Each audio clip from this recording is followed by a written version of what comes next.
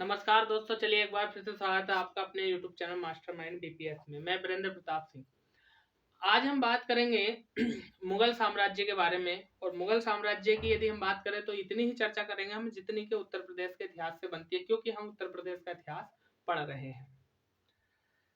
पिछले वीडियो में हमने जाना था दिल्ली सल्तनत के बारे में, यानी दिल्ली सल्तनत का उदय कैसे हुआ और 1206 ईस्वी में कुतुबुद्दीन ऐबक ने दिल्ली सल्तनत के अंतर्गत गुलाम वंश की स्थापना की। गुलाम वंश के बाद यदि हम बात करें तो खिलजी वंश आया। खिलजी वंश के बाद तुगलक वंश आया। तुगलक वंश के बाद सैयद वंश और सैयद वंश के बाद लोधी वंश और लोधी वंश की समाप्ति हो गई। और लोधी वंश की समाप्ति किसने की? लोधी वंश का जो अंतिम शासक था उसका नाम था इब्राहिम लोधी। इब्राहिम लोधी, चलिए, इब्राहिम लोधी लोधी वंश का अंतिम शासक था।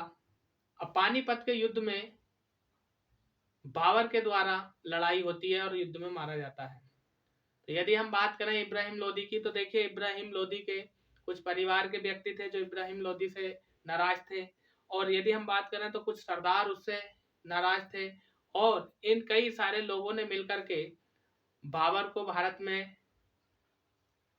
निमंत्रण दिया आने के लिए। और भारत में जब बाबर आया तो उसने पानीपत के मैदान में, जो कि हरियाणा में पड़ता है, वहां पर इब्राहिम लोधी से बहुत ही भयंकर युद्ध लड़ा और उस युद्ध में इब्राहिम लोधी मारा गया और दिल्ली सल्तनत की समाप्ति हो जाती है। लोधी वंश का खात्मा हो जाता है।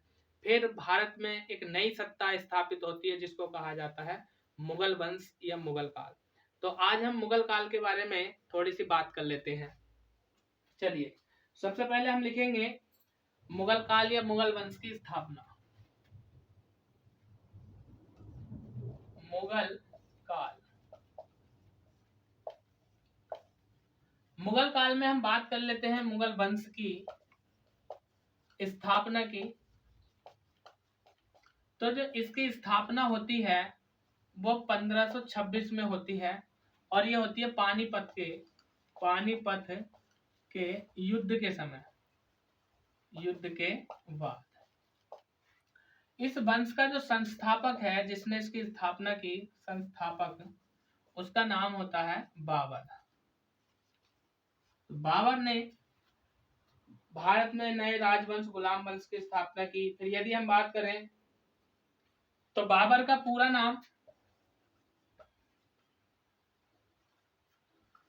पूरा नाम जहरुद्दीन मोहम्मद बाबर देखने के लिए हमें मिलता है। जहरुद्दीन मोहम्मद बाबर पूरा नाम होता है इसका, जहरुद्दीन मोहम्मद बाबर, ये इसका पूरा नाम होता है। इसके बाद यदि हम बात करें तो प्रश्न आता है कि जो बाबर था वो किस वंश का शासक था या किस वंश का संस्थापक था? तो मुगल वंश का संस्थापक बाबर और मुगल वंश का ही शासक था बाबर।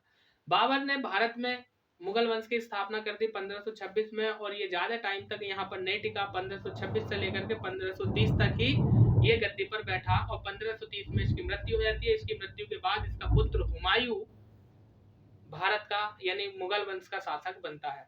तो यहाँ से बाबर की यदि हम बात करें तो 1526 से लेकर के 1530 तक इसने 4 महत्वपूर्ण युद्ध लड़े। और ऐसा बताया जाता है कि बाबर जितने भी युद्ध लड़ा सभी युद्धों को जीता, जिनमें 4 प्रमुख युद्ध आ जाते हैं। कौन कौन से आ जाते हैं इनकी भी हम बात करेंगे। 1526 का, 27 का, 28 का, 29 का, 30 का। ठीक है, तो सबसे पहले हम ये बात कर लेते हैं कि जो बाबर होता है मुगल वंश का संस्थापक होता है, इसका जो टाइम होता है वो 1526 से 1530 तक होता है। टाइम 1526 से 1530 तक गद्दी पर बैठता है। अब हम लिखेंगे यहाँ पर बाबर द्वारा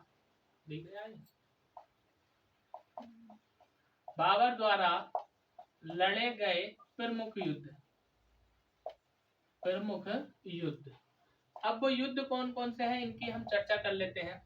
सबसे पहला युद्ध होता है पानीपत का युद्ध 1526 में। पानीपत का युद्ध, और पानीपत का युद्ध 1526 में होता है। इसके विषय में हमने बात कर ली। दूसरा युद्ध होता है खानवा का युद्ध। खानवा का युद्ध, और खानवा के युद्ध की यदि हम बात करें तो ये 1527 में होता है। तीसरे युद्ध की यदि हम बात करें तो उसका नाम आ जाता है चंदेरी का युद्ध। चंदेरी का युद्ध, और ये भी लगातार यानी 1528 में लड़ा जाता है। चौथे युद्ध की यदि हम बात करते हैं तो उसका नाम हमें मिल जाता है देखने के लिए घाघरा का युद्ध। घाघरा का युद्ध, और ये 1529 में होता है। ठीक, तो देखिए बाबर ने मुख्य रूप से प्रमुख 4 युद्ध लड़े और चारों युद्धों में बाबर विजयी रहा। मैं बता रहा हूं, आप लिख लीजिए। पानीपत के प्रथम युद्ध में भी बाबर विजयी रहा, खानवा के युद्ध में भी बाबर विजयी रहा, और चंदेरी के युद्ध में भी बाबर ही विजयी रहा, और घाघरा के युद्ध में भी बाबर को ही जीत मिली। तो ये 4 प्रमुख युद्ध हैं। इनका टाइम आपको याद रखना है 1526, 27, 28 और 29। ये बाबर के द्वारा लड़े गए प्रमुख युद्ध थे। फिर यदि हम बात करें यहाँ से तो 1530 में बाबर की मृत्यु हो जाती है। अभी तक हमने उत्तर प्रदेश के इतिहास में कोई भी बात नहीं की। यदि हम बात करें खानवा के युद्ध में तो बाबर ने अवध एवं कन्नौज पर अधिकार कर लिया था। खानवा के युद्ध में बाबर ने कन्नौज, ये उत्तर प्रदेश की बात आई, ये उत्तर प्रदेश के इतिहास का पॉइंट है। यहां से पूछेगा कि बाबर ने किस युद्ध के दौरान कन्नौज और अवध क्षेत्र जो है, जो वर्तमान में लखनऊ के अंतर्गत आता है, कि बाबर ने कौन से युद्ध के दौरान, खानवा के युद्ध के दौरान कन्नौज और अवध पर अधिकार कर लिया था। तो हम लिख रहे हैं खानवा के युद्ध में बाबर ने कन्नौज और अवध पर अधिकार कर लिया था, अधिकार कर लिया था। तो एक तो विशेष बात बाबर के द्वारा हमें ये देखने के लिए मिली। फिर प्रश्न आता है कि बाबर की मृत्यु कब हुई थी? 1530 में हुई थी, और कहाँ हुई थी? आगरा में हुई थी। तो बाबर की मृत्यु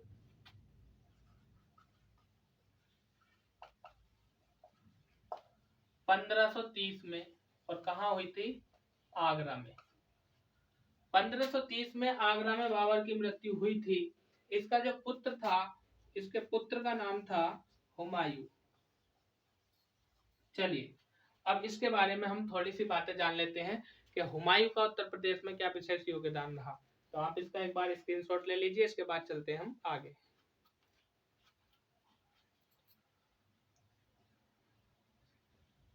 अब हम बात करेंगे कि बाबर की मृत्यु के बाद, बाबर की मृत्यु के बाद, और बाबर की मृत्यु कब हुई थी? 1530 में। मृत्यु के बाद बाबर का पुत्र हुमायूं शासक बना।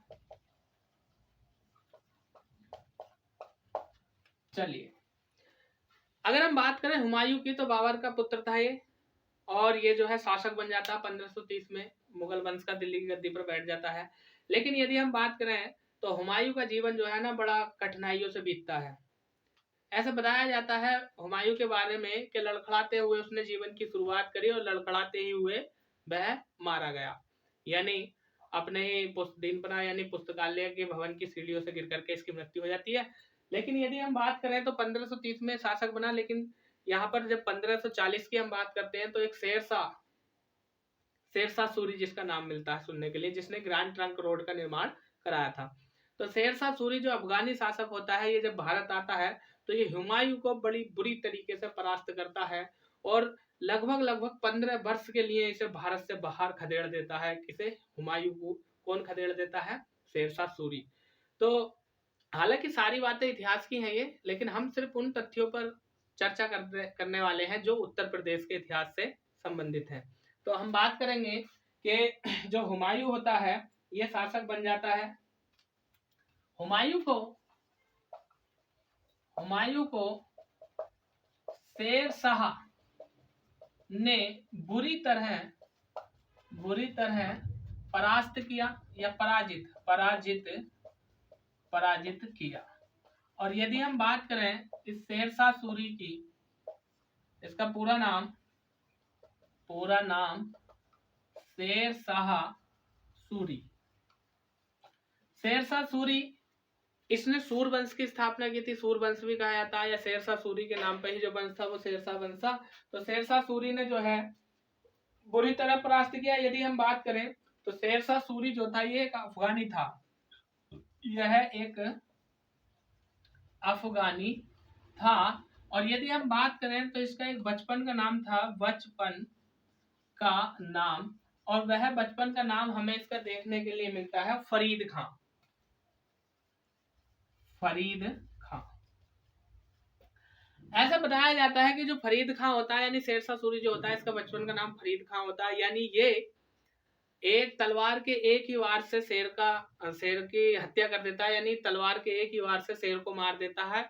इसके कारण इसका नाम शेरशाह सूरी पड़ जाता है।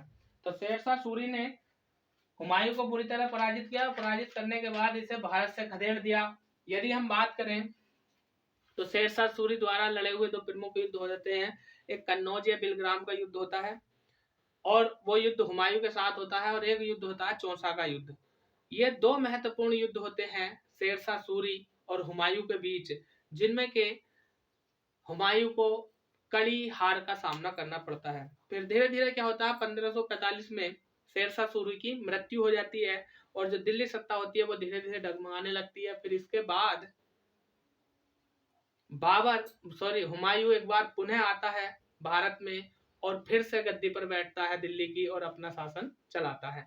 इसके बारे में यदि हम बात करें तो जब 1540 में कन्नौज या बिलग्राम के युद्ध से बुरी तरह हार करके हुमायूं जा रहा होता है, तो हुमायूं को नदी पार करनी होती है, और नदी पार करने के लिए उसके पास पैसा या कुछ था तो नहीं, लेकिन जो नदी पार कराने वाला या नाव चलाने वाला व्यक्ति होता है उसका नाम होता है निजाम सिक्का। निजाम सिक्का की यदि हम बात करें तो वो उससे कहता है भाई मुझे नदी पार करा दे। कि भाई मैं, कि तू कौन, के मैं हुमायूं, के हुमायूं कौन, के दिल्ली का बादशाह। तो बोलता है अरे भाई मैं तुझे नदी तो पार करा दूंगा, लेकिन इस नदी पार कराने के बदले में मुझे क्या मिलेगा। तो उसने कहा कि देख, जब मैं दोबारा आऊंगा और जब दिल्ली का शासक बनूंगा तो मैं तुझे जो तुम आएगा वो दूंगा। तो निजाम सिक्का कहता है कि भाई मेरे को जो है ना तुम एक दिन के लिए बादशाह बना देना। तो होता भी ऐसे ही है, जब हुमायूं वापस आता है और दिल्ली की सत्ता पर जब बैठता है 1555 में, और मात्र 56 तक ही एक दो वर्ष चलता है। तो 1555 में अपना किया हुआ वादा, यानी निजाम सिक्का को ये दिल्ली का बादशाह बनाता है एक दिन के लिए। और प्रश्न आता है कि भारतीय इतिहास में ऐसा कौन सा राजा हुआ है जिसने कि चमड़े के सिक्के चलाए थे। तो वो निजाम सिक्का था, एक दिन का बादशाह बना था, और इसने चमड़े के सिक्के चलाए थे। तो हम इस बात को लिख लेते हैं कि 1545 में शेरशाह की मृत्यु हो जाती है। 1545 में शेरशाह की मृत्यु हो जाती है, मृत्यु हो जाती है। और यदि हम बात करें इसकी मृत्यु की, तो कालिंजर अभियान के दौरान, कालिंजर पर जब ये आक्रमण करता है तो जो तोप होती है उस तोप का गोला किले की दीवार के तोड़ने के लिए लगाता है तोप को, लेकिन जो तोप का गोला होता है वो किले की दीवार पर लगता है और टकरा करके वापस आ जाता है, और वह शेरशाह के ही लग जाता है, जिसके कारण इसकी मृत्यु हो जाती है। तो हम यहाँ पर लिख सकते हैं कालिंजर आक्रमण के दौरान तोप के गोले से, कालिंजर आक्रमण के दौरान वापस आए तोप के गोले से, तोप के गोले से, ठीक है, गोले से लगने के कारण, या गोले के लगने के कारण शेरशाह की मृत्यु हो जाती है। शेरशाह की मृत्यु हो जाती है।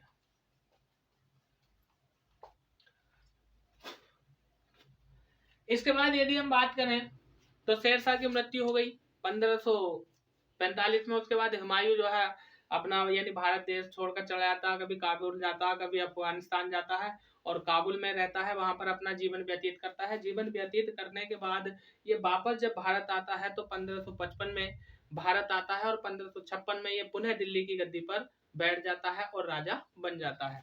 इसके बाद आप इसका स्क्रीनशॉट ले लो, आगे लिखते हैं इस बात को। इसके बाद यदि हम बात करें तो हुमायूं शेर शाह की मृत्यु के बाद हुमायूं वापस भारत आता है, वापस भारत आता है। और ये भारत जब आता है तो 1555 में आता है तथा 1556 में पुनः शासक बनता है।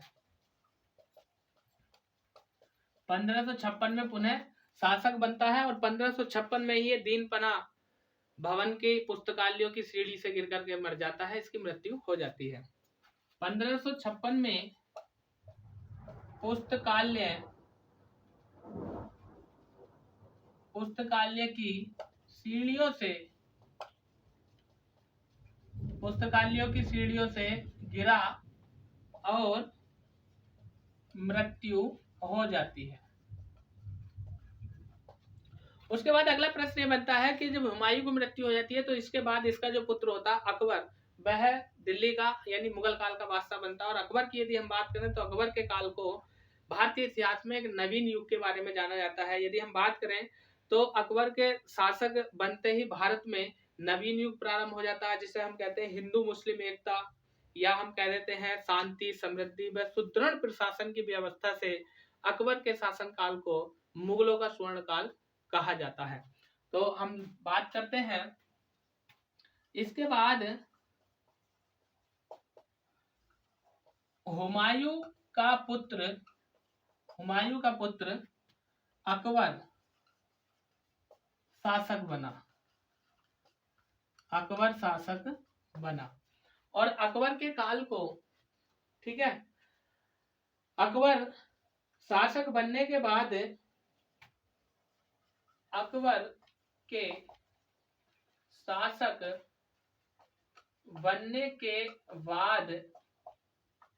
के शासक बनने के बाद ही भारतीय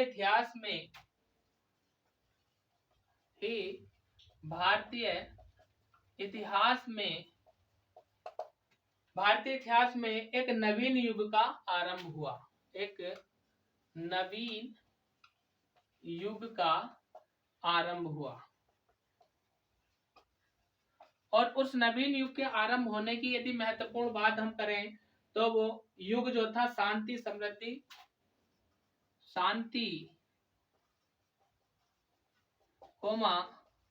समृद्धि व सुदृढ़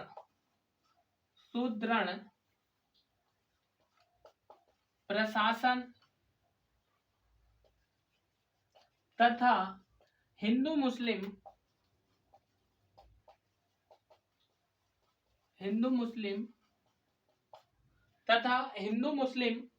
एकता की संस्कृतियों का समावयन था, या हिंदू मुस्लिम एकता की संस्कृति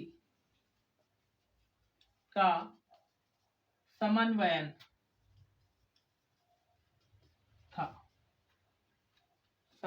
था। तो यहाँ पर आप चीजों को समझ चुके होंगे कि हुमायूं के बाद जब अकबर जो था हुमायूं का पुत्र बादशाह बना, तो इसके बाद जो है भारतीय इतिहास में एक नवीन युग के प्रारंभ हुआ। और उस नवीन युग की यदि हम बात करें तो अकबर एक महान सम्राट हुआ। और सबसे ज्यादा लंबा टाइम भी जो मुगल काल में मुगल शासक का था तो वह अकबर का था। अकबर की यदि हम बात करें तो यह महान सम्राट कहा जाता था। और इसके शासन काल में शांति का दौर रहा, सुदृढ़ समृद्धि रही और सुदृढ़ प्रशासन व्यवस्था रही। और यदि हम बात करें तो हिंदू मुस्लिम एकता के लिए भी जाना जाता है। जैसे प्रश्न आता है उत्तर प्रदेश के इतिहास में कि हिंदू मुस्लिम एकता का प्रतीक या हिंदू मुस्लिम एकता का त्योहार था सुलह कुल कहाँ चलाया जाता है या कहाँ आयोजित होता है, तो आगरा में होता। तो आप इसका स्क्रीनशॉट ले लो। इसके बाद हम चलते हैं आगे कि उत्तर प्रदेश के इतिहास से क्या क्या महत्वपूर्ण प्रश्न अकबर से बनते हैं। इसके बाद यदि हम बात करें अकबर की, तो अकबर के दरबार में नवरत्न रहते थे। नवरत्न का मतलब 9 महान या कह सकते हैं 9 प्रसिद्ध दिग्गज व्यक्ति रहते थे। उन 9 व्यक्तियों को ही अकबर का नवरत्न कहा जाता था। एक तो प्रश्न ये आता है कि नवरत्न किसके दरबार में रहते थे, अकबर के। और मेरा आपसे एक प्रश्न ये है कि आपको बताना है कि अष्ट दिग्गज किसके दरबार में रहते थे और अष्ट प्रधान किसके दरबार के लिए जाने जाते थे। तो ये 2 प्रश्न है। एक तो आपको ये बताना कि अष्ट दिग्गज किसके दरबार में थे और अष्टछाप।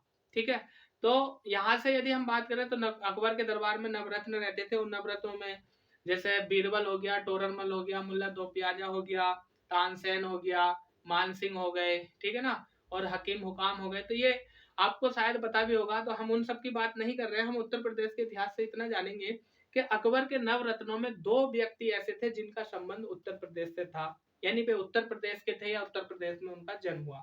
तो एक तो अकबर का मंत्री था टोडरमल, और टोडरमल की यदि हम बात करें तो इसका संबंध सीतापुर से था। और दूसरे व्यक्ति की यदि हम बात करें बीरबल, तो बीरबल का जन्म उत्तर प्रदेश के कालपी में हुआ था। तो हम ये लिख रहे हैं यहाँ पर अकबर के नवरत्नों में, अकबर के नवरत्नों में अकबर का मंत्री टोडरमल,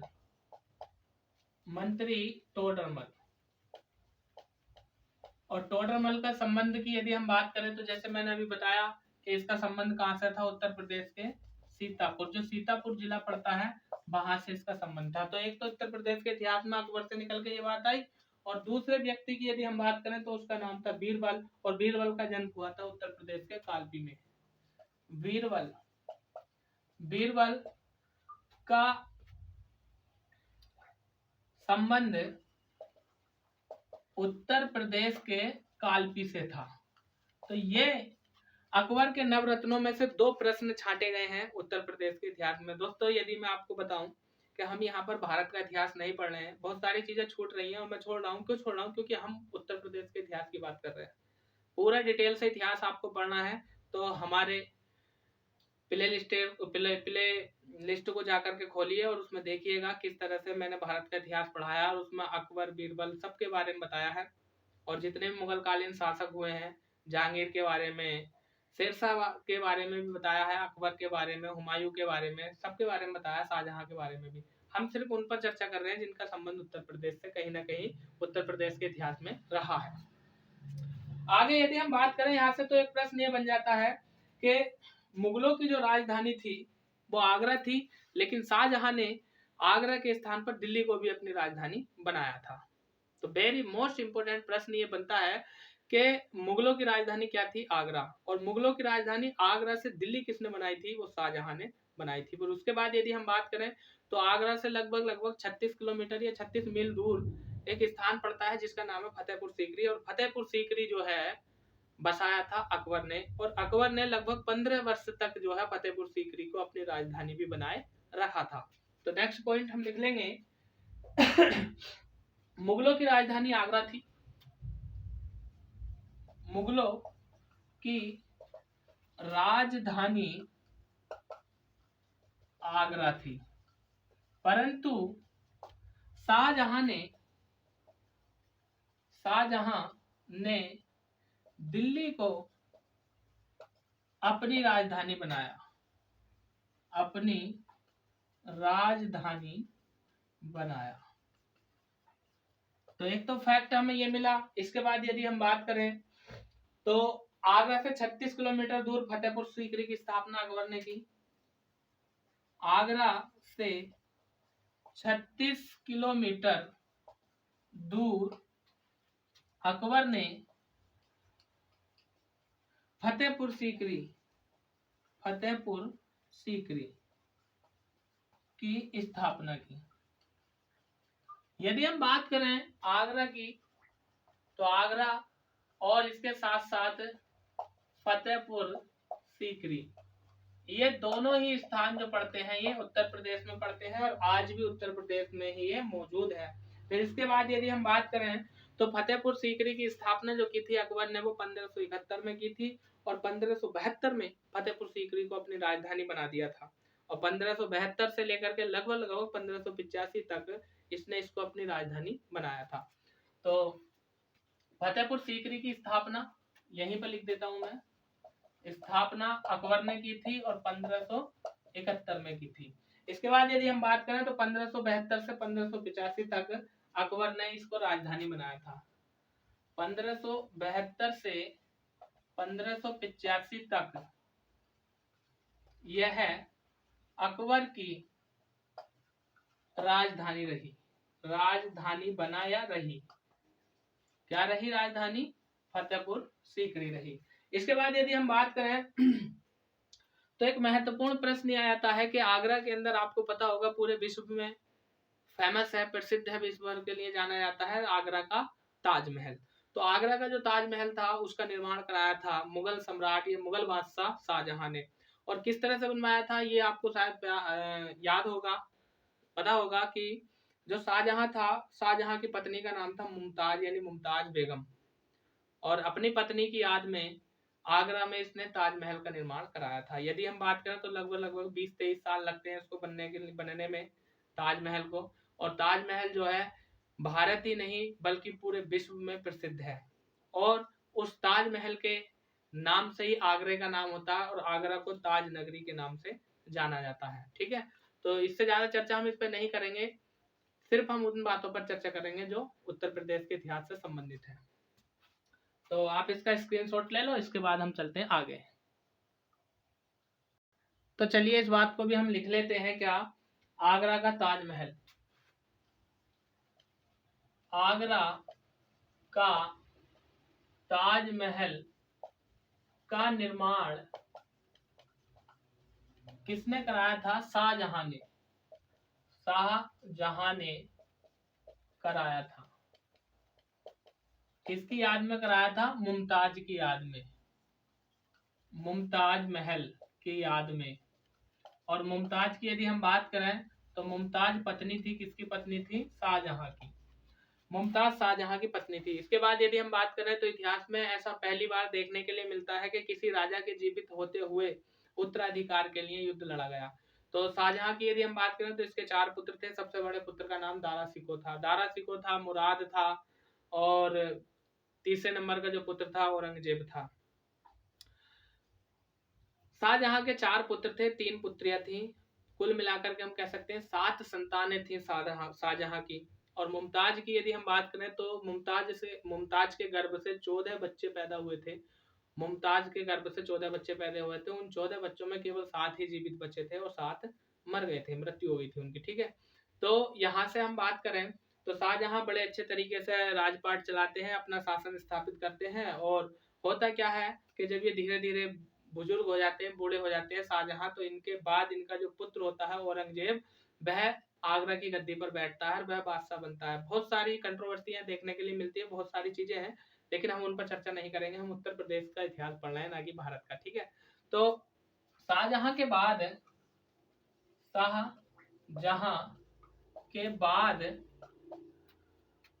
पुत्र औरंगजेब शासक बना। शाहजहां के बाद शाहजहां का पुत्र औरंगजेब शासक बना। और यदि हम बात करें तो शाहजहां ने आगरा में एक मस्जिद का निर्माण कराया था जिसका नाम जाना जाता मोती मस्जिद। तो प्रश्न आ जाता है कि मोती मस्जिद का निर्माण आगरा में किसने कराया था? शाहजहां ने कराया था आगरा के किले में, और संगमरमर के पत्थर से ये बनी हुई मस्जिद थी। तो इस बात को भी लिख लेते हैं, इस बात को भी लिख लेते हैं। आगरा किले में निर्मित संगमरमर से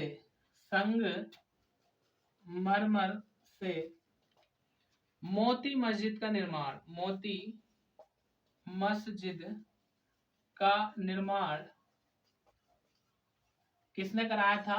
शाहजहां ने कराया था। फिर औरंगजेब मुगल शासक बन गया। औरंगजेब के बाद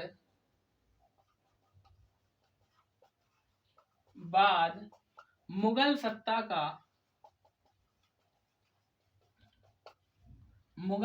का पतन हुआ। औरंगजेब के बाद मुगल सत्ता का अंत होना शुरू हो जाता। 1707 में औरंगजेब की मृत्यु हो जाती है। और यदि हम बात करें तो औरंगजेब की मृत्यु के बाद औरंगजेब के जो उत्तराधिकारी होते हैं वो इतने अच्छे प्रतापी या अच्छे सिद्ध शासक सिद्ध नहीं हो पाते हैं, तो मुगल सत्ता जो होती है डगमगा जाती है। और फिर यदि हम बात करें तो 1707 में औरंगजेब की मृत्यु के बाद धीरे धीरे टाइम आया था 1757 का। और 1757 के बाद उत्तर प्रदेश में, बल्कि ये कह सकते हैं भारत में, नई नई सत्ता पनपने लगी और नए नए राजवंश का उदय होने लगा। फिर यदि हम बात करें 1757 में उत्तर प्रदेश में 5 नए राजवंश आए और उन 5 नए राजवंशों में यदि हम बात करें तो उत्तर प्रदेश में एक आता है अवध साम्राज्य, या जिन्हें हम कहते हैं अवध के नवाब। तो एक बात हम यहाँ पर ये लिख लेते हैं, 1757 तक उत्तर प्रदेश में 1757 तक उत्तर प्रदेश में 1757 तक उत्तर प्रदेश में 5 स्वतंत्र राज्य स्थापित हो चुके थे। 5 स्वतंत्र राज्य स्थापित हो चुके थे। अब हम बात करेंगे सीधी सीधी अवध के नवाबों के ऊपर। अवध के नवाब, अवध के नवाबों की यदि हम बात करें तो इनका जो टाइम रहता है वो 1722 से 1856 तक रहता है। 1722 से 1856 तक रहता है और 1856 के बाद डेट आती है 1857 की, और उसमें 1857 की क्रांति हो जाती है। ठीक है, और 1857 की क्रांति की यदि हम बात करें तो इसको भी हम सही से पढ़ेंगे। तो चलिए दोस्तों, आज की अंतिम बात पर हम चर्चा कर लेते हैं। जैसे कि हमने बात करी थी कि औरंगजेब के बाद जो है उत्तर प्रदेश में 5 राज्य जन्मे थे, और उन 5 राज्यों की यदि हम बात करें तो 1722 से लेकर के 1856 तक रहे, जिसमें महत्वपूर्ण बात यदि हम कर रहे हैं तो वह थी अवध के नवाबों की। अवध के नवाबों की यदि हम बात करें तो अवध में जब नवाबों का टाइम शुरू हुआ तो 1722 से लेकर के 1856 तक अवध के नवाब चले। 1856 में क्या होता है कि आप लोग जानते हैं यहाँ पर ब्रिटिश ईस्ट इंडिया का शासन था, यानी हमारा देश भारत अंग्रेजों के अधीन था। कह सकते हैं 1856 में अवध को भी अंग्रेजों ने अपने साम्राज्य में मिला लिया था। कैसे, ये भी हम बात करेंगे। अवध अवध मुगल साम्राज्य का ही एक सूबा था, यानी जो मुगल साम्राज्य था पूरे भारत के अंतर्गत जितना भी मुगल साम्राज्य आता था उसके अंतर्गत ही जो है अवध जो क्षेत्र था ये एक सूबा था। सूबा मतलब उस समय प्रांत या जिला या राज्य कहते थे। ठीक है, यानी प्रांत कहते थे राज्य को। तो अवध मुगल साम्राज्य का एक सूबा था, और इस अवध में कुछ अंश बिहार का भी आता था, यानी कुछ क्षेत्र बिहार का भी आता था। हम बिहार की बात नहीं कर रहे हैं, उत्तर प्रदेश की कर रहे हैं। यदि हम बात करें अवध की तो अवध का एक शासक था जिसका नाम था आसुफ-उद-दौला। आसुफ-उद-दौला ने अपनी राजधानी बनाया था किसको, फैजाबाद को, लेकिन फैजाबाद से राजधानी हटा करके उसने लखनऊ को बना लिया था। ठीक है, अवध का नवाब आसुफ-उद-दौला ने लखनऊ को अपनी राजधानी बनाया था। तो ये प्रश्न कई बार एग्जाम में पूछा गया है कि अवध के किस नवाब ने या किस शासक ने फैजाबाद से हटा करके अपनी राजधानी लखनऊ को बनाया था, तो वो था आसुफ-उद-दौला। इसके बाद यदि हम बात करें तो डेट आती है 1819 की। तो 1819 में इस वंश के 7वें शासक शहादत खान ने अवध के राजा की उपाधि धारण की थी। तो अवध का राजा या अवध के राजा की उपाधि किसने धारण की थी, शहादत खान ने, और वो की थी 1819 में। ठीक है, उपाधि धारण की। इसके बाद यदि हम बात करें तो अवध के स्वतंत्र शासकों की कड़ी का अंतिम शासक जो था वो कौन था, बाजिद अली शाह था। यानी बाजिद अली शाह जो था वो स्वतंत्र नवाब शासक था अवध का। और इसके बाद जो हुआ वो ये हुआ कि ब्रिटिश ईस्ट इंडिया कंपनी या अंग्रेजों के अधीन आ गए कौन, अवध के शासक। लेकिन जो स्वतंत्र शासक था जो अंग्रेजों के अधीन नहीं था वह अंतिम शासक था बाजिद अली शाह। और बाजिद अली शाह की यदि हम बात करें तो इसके बाद फिर अगले शासक बनते हैं, और होता क्या है 1856 में लॉर्ड डलहौजी जो होता है जिसने राज्य हड़प की नीति अपनाई थी, राज्य हड़प की नीति अपनाई थी लॉर्ड डलहौजी ने, जो भारत का वायसराय था, गवर्नर जनरल। तो 1856 में लॉर्ड डलहौजी ने अवध पर कुशासन का आरोप लगाया कि यहाँ पर शासन अच्छा नहीं चलता, जनता यहाँ की इसको नहीं चाहती। तो 1856 में लॉर्ड डलहौजी ने अवध को कुशासन का आरोप लगाकर ब्रिटिश शासन के अधीन कर लिया, यानी ब्रिटिश साम्राज्य में इसको मिला लिया। तो ये मुगल काल से और अवध के नवाबों से संबंधित वो महत्वपूर्ण तथ्य थे जो उत्तर प्रदेश के इतिहास में आते थे। कल हम बात करेंगे 1857 की क्रांति पर, कि उत्तर प्रदेश के इतिहास में 1857 की क्रांति का क्या विशेष योगदान रहा। तो तब तक के लिए बने रहिए हमारे साथ, कल फिर मुलाकात होती है आपसे। तब तक के लिए धन्यवाद, और चैनल को सब्सक्राइब करो भाई, वीडियो को लाइक करो, अपने दोस्तों में शेयर करो। देखिए, एक सब्सक्राइब करने से आपका कुछ नहीं जाएगा, लेकिन हमें उससे आपके मतलब बहुत बड़ी हेल्प मिलेगी, और जो हमारी वीडियो होगी उसका नोटिफिकेशन सबसे पहले आपके पास जाएगा। तो चैनल को सब्सक्राइब करें और बेल आइकन के बटन को भी जरूर दबाएं। तो कल फिर मुलाकात होती है, तब तक के लिए शानदार जबरदस्त जिंदाबाद रहिए।